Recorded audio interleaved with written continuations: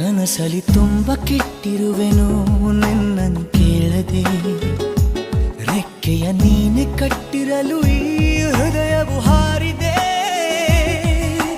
ನನ್ನ ಕೌತುಕ ಒಂದೊಂದೇ ಹೇಳಬೇಕು, ಆಲಿಸುವಾಗ ನೋಡು ನನ್ನನ್ನೇ ಸಾಕು.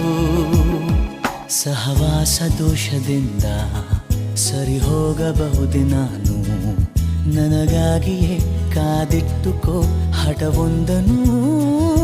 ಕೆಳಗುವ ಮುನ್ನವೇ ಪರವಶನಾದೆನು, ಅರಿಯುವ ಮುನ್ನವೇ ಪರಿಚಿತನಾಗಲಿ ಹೇಗೆ ಪ್ರಣಯಕ್ಕೂ ಮುನ್ನವೇ.